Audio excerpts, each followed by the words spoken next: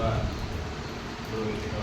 ಗುರುದೇವ ಮಹೇಶ್ವರ ಗುರು ಸಾಕ್ಷಾತ್ ಬ್ರಹ್ಮ ತಸ್ಮೈ ಶ್ರೀ ಗುರುವೇ ಉತ್ತಮವಾಗಿ ಜಾತ ತತ್ವ ಸಮರ್ಥ ವ್ಯಕ್ತಾನಂದ ಮಹಾರಾಜರನ್ನ ನನ್ನ ಹೃದಯದಲ್ಲಿ ಸ್ಮರಿಸುತ್ತಾ ಸಂವಿಧಾನ ಶಿಲ್ಪಿ ಭಾರತ ರತ್ನ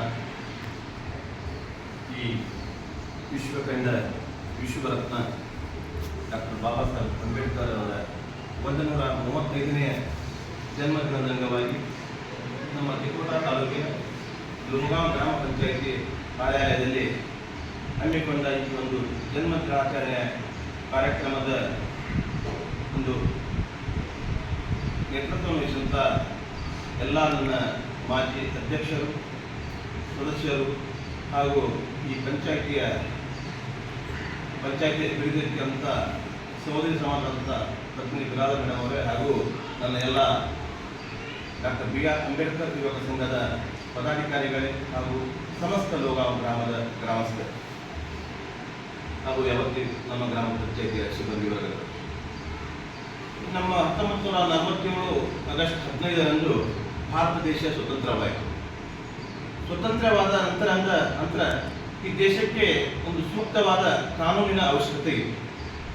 ಅಂದು ಡಾಕ್ಟರ್ ಬಾಬು ರಾಜೇಂದ್ರ ಪ್ರಸಾದ್ ಅವರ ಹಾಗೂ ಇನ್ನೂ 9 ಜನ ಒಂದು ಸಮಿತಿಯ ಒಂದು ಸದಸ್ಯರಲ್ಲಿ ಡಾಕ್ಟರ್ ಬಾಬಾ ಸಾಹೇಬ್ ಅಂಬೇಡ್ಕರ್ ಅವರು ಒಬ್ಬರಾಗಿದ್ದರು. ಎಲ್ಲರೂ ವಿಚಾರ ಮಾಡಲಿಕ್ಕಾಗಿ ಆ ಸಮಿತಿಯ ಅಧ್ಯಕ್ಷರು, ಸಂವಿಧಾನವನ್ನು ಕಲ್ಲು ಸಮಿತಿ ಅಧ್ಯಕ್ಷರು ಯಾರಾಗಬೇಕು ಅಂತ ಚರ್ಚೆ ಮಾಡಿದಾಗ ಇದು ಡಾಕ್ಟರ್ ಬಾಬಾ ಸಾಹೇಬ್ ಅಂಬೇಡ್ಕರ್ ಹೆಸರನ್ನು ಡಾಕ್ಟರ್ ಬಾಬು ರಾಜೇಂದ್ರ ಪ್ರಸಾದ್ ಅವರು ಸೂಚಿಸುತ್ತಾರೆ. ಆ ಸಂವಿಧಾನ ಕಲ್ಲು ಸಮಿತಿಯ ಅಧ್ಯಕ್ಷರಾಗಿ ಡಾಕ್ಟರ್ ಬಾಬಾ ಸಾಹೇಬ್ ಅಂಬೇಡ್ಕರ್ ಅವರು ಆಯ್ಕೆಯಾಗ್ತಾರೆ.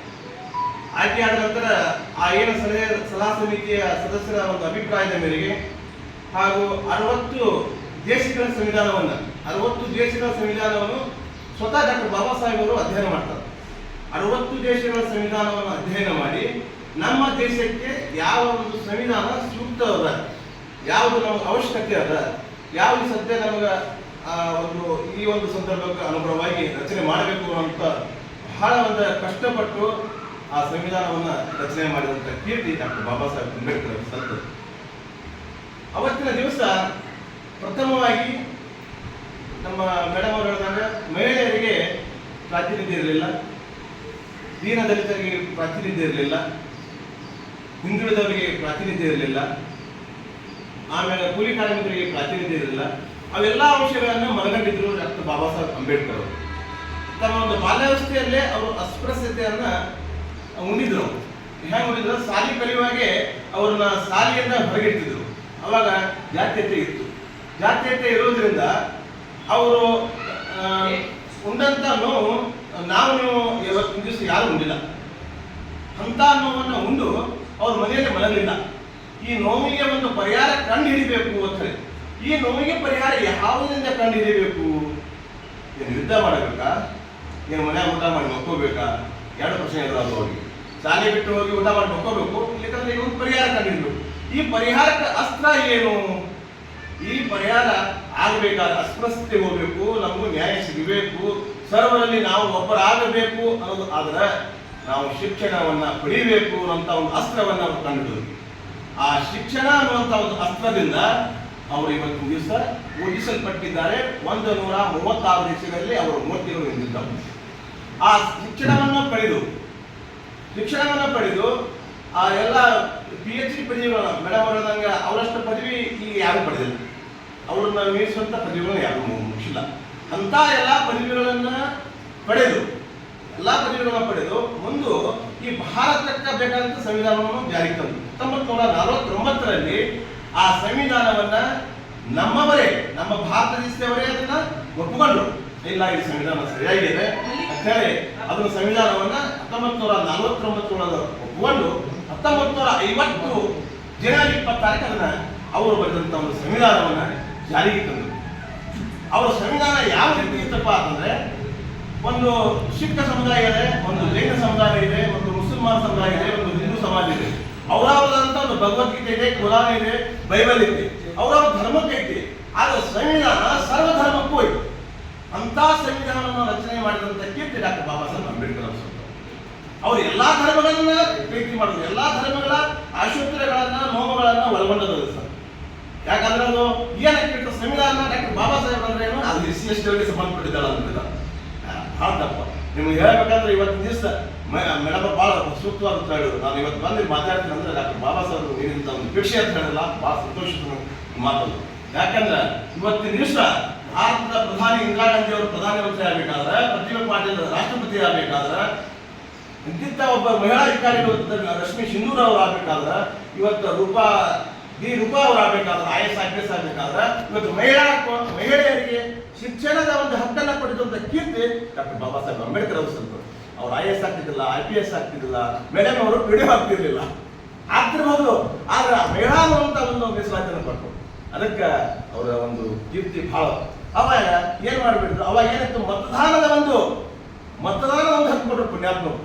ಮತದಾನದ ಹಕ್ಕು ಹೇಗಿತ್ತಂದ್ರೆ ಅವಾಗ ರಾಜಮನೆತನಗಳಿದ್ದು, ರಾಜಮನೆತನಗಳು ಇರುವುದರಿಂದ ರಾಜ್ಯರು ಮತ್ತು ಪದವೀಧರರು ಜಮೀನ್ದಾರರು ಅವ್ರಿಗಷ್ಟೇ ವೋಟಿಂಗ್ ಪವರ್ ಇತ್ತು, ಅವರಷ್ಟೇ ವೋಟ್ ಹಾಕೋದು, ಉಳಿದವರಿಲ್ಲ, ಜನಸಾಮಾನ್ಯರಿಗಿಲ್ಲ. ಅವರು ಮೇಲ್ವರ್ಗದವ್ರಿಗೆ ಹೊರಗಿದ್ದಿರಲ್ಲ, ಅವಾಗ ಜಾತಿ ಇರಲಿಲ್ಲ. ಆದ್ರೆ ಏನು ಜಮೀನ್ದಾರರು, ಜಾಗೀರ್ದಾರರು, ಯಾರು ಜಮೀನು ಹೆಚ್ಚಿರ್ತಾರೆ, ಶ್ರೀಮಂತರಿರ್ತಾರೆ, ಅವ್ರಿಗೆ ಎಷ್ಟೇ ಇತ್ತು. ಆದ್ರೆ ಡಾಕ್ಟರ್ ಬಾಬಾ ಸಾಹೇಬ್ ಅಂಬೇಡ್ಕರ್ ಅವರು ಮುಖ್ಯವಾಗಿ ಸಂವಿಧಾನದಲ್ಲಿ ಏನು ಅಳವಡಿಕೆ ಮಾಡಿದ್ರಪ್ಪ ಅಂದ್ರೆ ಸರ್ವರಿಗೂ ಮತದಾನದ ಹಕ್ಕು ಕೊಟ್ಟರು. ಸರ್ವರಿಗೂ, ಒಬ್ಬ ಸಾಮಾನ್ಯ ಕನಿಷ್ಠ ಒಬ್ಬ ಸಾಮಾನ್ಯ ಮನುಷ್ಯನಿಗೂ ಒಂದು ಮತದಾನದ ಹಕ್ಕು ಕೊಟ್ಟರು. ಬ್ರಿಟಿಷರು ಒಂದು ಮಾತು ಹೇಳಿದ್ರು ಅವ್ರಿಗೆ. ಡಾಕ್ಟರ್ ಬಾಬಾ ಸಾಹೇಬರು ಸಂವಿಧಾನವನ್ನ ಅಂಗೀಕರಿಸಿದಾಗ ಅವರು ನಕ್ಕೋದು ಹೊರಬಲಾಯ್ತರು. ಕೃಪಾನಿ ಅಂತ ಹೇಳಿದ್ರು ಬ್ರಿಟಿಷ್. ಹೇಳ್ದ, ಬಾಬಾ ಸಾಹೇಬ್ ಅಂಬೇಡ್ಕರ್ ಅವರೇ, ನೀವೆಲ್ಲ ನಗ್ಲಾಕತ್ತೀರಿ, ಮತದಾನ ಹಕ್ಕು ಕೊಟ್ಟಿನಿ, ಭಾಳ ಖುಷಿ ಒಳಗಿದ್ದೀರಿ, ಮತದಾನದ ಹಕ್ಕು ನಿಮ್ ಜನರಿಗೆ ನೀವು ಕೊಟ್ಟಿರ್ಬೋದು, ಆ ಮತದಾನವನ್ನು ಕೊಂಡು ತಗೋ ಶಕ್ತಿ ನಮಗದ ಅಂತ ಹೇಳ್ತಾರ ಅವ್ರು ಹೇಳ್ತಾರ. ಅವ್ರು ಬಾಬಾ ಸಾಹೇಬ್ ಅಂತ ಹೇಳ್ತಾರ, ಮತದಾನವನ್ನು ನೀವು ಕೊಂಡು ತಗೋತೀರಿ, ಎಲ್ಲಿ ತರ ತಗೋತೀರಿ, ರೊಕ್ಕ ಕೊಟ್ಟು ರೂಪಾಯಿ ಕೊಟ್ಟು ಎಲ್ಲಿ ತರ ತಗೋತೀರಿ, ನಮ್ಮ ಜನ ಜಾಗೃತಿ ಆಗುತ್ತಾನ, ಅವ್ರು ವೋಟ್ ಮಾಡ್ತಾರ. ಎಂದ ಅವ್ರು ಜಾಗೃತಿ ಆಗ್ತಾರ, ನಮ್ಮ ಓಟಿನ ಮತದಾನ ಪವರ್, ನಮ್ಮ ಶಕ್ತಿ ಎಟ್ಟದ, ಓಟಿನ ಪವರ್ ನಮ್ಮ ಜನರಿಗೆ ಯಾವಾಗ ಗೊತ್ತಾಗಲ್ಲ, ಅವಾಗ ಭಿಕಾರಿಗಳಾಗ್ತೀರಿ.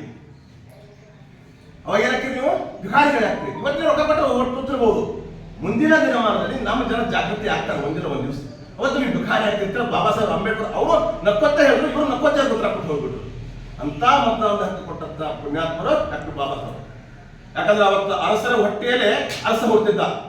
ಇವತ್ತು ಮತದಾನದ ಒಂದು ಪೆಟ್ಟಿಗೆಯಲ್ಲಿ ಒಬ್ಬ ರಾಜ ಬರ್ತಾನೆ.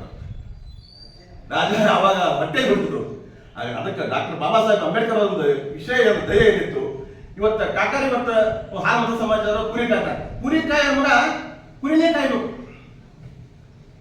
ಕಲ್ಲ ಹೊಡೆಯೋ ಮಗ ಕಲ್ಲೇ ಹೊಡಿಬೇಕು, ಚಪ್ಪಲಿ ಹೊಡೆಯೋ ಮಗ ಚಪ್ಪಲಿನೇ ಹೊಡಿಬೇಕು, ಅಂತ ಒಂದು ಪದ್ಧತಿ ಇತ್ತು. ಅದಕ್ಕೆ ಡಾಕ್ಟರ್ ಬಾಬಾ ಸಾಹೇಬ್ ಕನಸೇನಿತ್ತು, ಚಪ್ಪಲಿ ಹೊಲಿಯವನ ಹೆಂಡತಿ ಏನು ವಿಚಾರ ಮಾಡ್ತಿದ್ಳು, ಗರ್ಭಿಣಿ ಆದಾಗ ನನ್ನ ಗಂಡ ಒಂದು ಬಿಸಿಲಲ್ಲಿ ಕೂತು ಚಪ್ಪಲಿಯನ್ನು ಹೊಯ್ತಾನ, ಈ ನನ್ನ ಹೊಟ್ಟೆಲಿ ಅಂತ ಹುಟ್ಟಿದಂತ ನನ್ನ ಮಗು ಸ್ವಲ್ಪ ದೊಡ್ಡವಾಗಿ ನನ್ನ ಗಂಡನಿಗಿಂತ ಹೆಚ್ಚು ಸಂಪಾದನೆ ಆಗುವಂತ ಒಂದು ಶಕ್ತಿ ಇರಲಿ ಅಂತ ಹೇಳಿ ಆ ತಾಯಿ ಆಸೆ ಪಟ್ಟಿದ್ರು. ಆ ಕಲ್ಲು ಹೊಡೆಯವನ ಹೆಂಡತಿ ಗರ್ಭಿಣಿ ಏನ್ ಮಾಡ್ತಿದ್ರು, ಆ ಕಲ್ಲು ಹೊಡಿತ ನನ್ನ ಗಂಡ ಇನ್ನಷ್ಟು ಕಲ್ಲು ಹೊಡೆಯುವಂತ ಮಗ ಹುಟ್ಲಿ ಅಂತ ಹಿಂಗ್ ಬಿಡ್ಕೊತಿದ್ರು. ಇನ್ನೊಂದಿಷ್ಟು ಕುರಿ ಹೆಚ್ಚಾಗಂಗ ಕಾಯುವಂಗ ನನ್ನ ಮಕ್ಕಳು ಹುಟ್ಲಿ ಅಂತ ಬಿಡ್ಕೊತಿದ್ರು. ಆದ್ರೆ ಇವತ್ತು ಬಾಬಾ ಸಾಹೇಬ್ ಬರೆದಂತ ಸಂವಿಧಾನದ ಆಸೆ ಏನದಂದ್ರ, ಆ ಚಪ್ಪಲಿ ಹೊಲಿಯವನ ಹೆಂಡತಿಯ ಗರ್ಭದಲ್ಲಿ ಈ ದೇಶವನ್ನ ಆಳುವಂತ ಒಬ್ಬ ವ್ಯಕ್ತಿ ಹುಟ್ಟಲಿ ಅನ್ನುವಂತ ಒಂದು ಕಾರಣ ಬರೆದಂತ ಡಾಕ್ಟರ್ ಬಾಬಾ ಸಾಹೇಬ್ ಅಂಬೇಡ್ಕರ್ ಅವರು. ಒಬ್ಬ ಕಲ್ಲು ಹೊಡೆಯುವವನ ಹೊಟ್ಟೆಯಲ್ಲಿ ಒಬ್ಬ ದೇಶ ಆಳವ, ಒಬ್ಬ ರಾಜ್ಯ ಆಳವ ಹುಟ್ಲಿ ಅನ್ನುವಂಥದ್ದು ಒಂದು ಆಶಯ ಬಂದಿದ್ದು ಸಂವಿಧಾನ. ಒಬ್ಬ ಗುರಿಗಾರನ ಹೊಟ್ಟೆಯಲ್ಲಿ ರಾಜ್ಯ ಆಳುವಂತ ಒಂದು ಉದಾಹರಣೆ ಇವತ್ತು ಸಿದ್ದರಾಮಯ್ಯ ಸಾಹೇಬರು ಕುರಿ ಕಾಯುವ ಇವತ್ತು ರಾಜ್ಯವನ್ನು ಆಳ್ತಾನ. ಡಾಕ್ಟರ್ ಬಾಬಾ ಸಾಹೇಬ್ ಅಂಬೇಡ್ಕರ್ ಅವರ ಒಂದು ಪುಣ್ಯ. ಅದಕ್ಕಾಗಿ ಇಂಥ ಒಂದು ಕೊಡುಗೆಯನ್ನು ಕೊಟ್ಟಂತ ಪುಣ್ಯಾತ್ಮ ಇಡೀ ವಿಶ್ವದಲ್ಲೇ ಆಗಲಿಲ್ಲ. ಅವರು ಮೇಡಮ್ ಅವರು ಭಾಳ ಸುತ್ತ ಹೇಳಿದ್ರು, ಶಿಕ್ಷಣಕ್ಕಾಗಿ ಮಹತ್ವ ಕೊಟ್ಟರು ಬಾಬಾ ಸಾಹೇಬ್. ಶಿಕ್ಷಣ, ಸಂಘಟನೆ, ಹೋರಾಟ ಅವರ ಮೂಲ ಮಂತ್ರ ಇದು. ನಾವು ಶಿಕ್ಷಣ ಪಡೆದೇವಂದ್ರ ಸಂಘಟನೆ ಮಾಡೋ ಶಕ್ತಿ ನಮ್ಗೆ ಬಂದಿತ್ತು. ಸಂಘಟನೆ ಮಾಡಕತ್ತೇವಂದ್ರ ಹೋರಾಟಕ್ಕೆ ಒಂದು ಬೆಲೆ ಬರ್ತದೆ, ಹೋರಾಟದ ಒಂದು ಬೆಲೆ ಬರ್ತದೆ. ನಿಮ್ಗೆ ಉದಾಹರಣೆ ಹೇಳ್ಬೇಕಂದ್ರ, ನಾವು ಗುಬ್ಬಿಯನ್ನ ಬಲಿ ಹಾಕಿರ್ಬೋದು, 10 ಗುಬ್ಬಿಯನ್ನ ಬಲಿ ಹಾಕಿರ್ಬೋದು, ಒಂದು 100 ಗುಬ್ಬಿಯನ್ನು, ಸಾವಿರಾರು ಗುಬ್ಬಿಗಳಿಗೆ ನಾವು ಬಲಿ ಹಾಕಿದಾಗ ಒಟ್ಟು ಗುಬ್ಬಿ ಹಾರಿಬಿಟ್ಟಂದ್ರೆ ಬಲಿನೇ ತಗೊಂಡು ಎದ್ದು ಬಿಡ್ತಾವ. ಅದು ಸಂಘಟನೆ. ಅದು ಸಂಘಟನೆ. ಒಂದೇ ಗುಂಪಿಯಾಗಿ ಅಡ್ಡಾಡಬಾರ್ದು, ನಾವು 10 ಗುಂಪಿಯಾಗಿ ಅಡ್ಡಾಡಬಾರ್ದು, 100 ಗುಂಪಿಯಾಗಿ ಅಡ್ಡಾಡಬಾರ್ದು.